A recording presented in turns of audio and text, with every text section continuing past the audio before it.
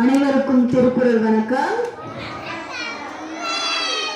உலக தாய்மொழி தினம் பிப்ரவரி 21.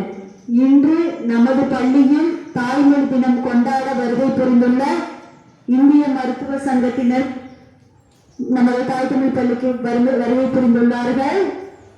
சுமார் ஒரு 4 வருடங்களுக்கு முன்பு நமது பள்ளியின் தமிழ் ஆசிரியர் இந்த புத்தக நூலை எழுதியுள்ளார். பிப்ரவரி 21 என்ற கதை தொகுப்பை எழுதியுள்ளார். இதில் எந்தெந்த மாதிரியான கதை தொகுப்பு இடம்பெற்றுள்ளது என்று பார்த்தால்,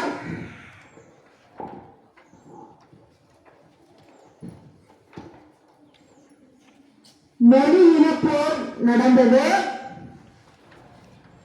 அந்த மொழி இனப்போரில் சுட்டு படுகொலை செய்யப்பட்ட வீரர்கள் அவர்களுடைய நினைவு சின்னம் தான் நாம் காண்பது.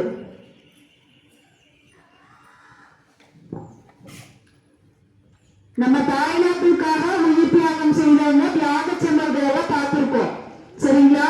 ஆனா மொழிக்காக சுட்டு படுகொலை செய்யப்பட்ட வீரர்கள், சரியா, அவங்களுடைய தினம். இந்த தினத்தன்றுதான் 4 பேருமே சுட்டுக் கொல்லப்பட்டாங்க, சரியா? மொழிப்போர் ஈகியரின் நினைவு சின்னம் கூட இதுதான், சரிங்களா?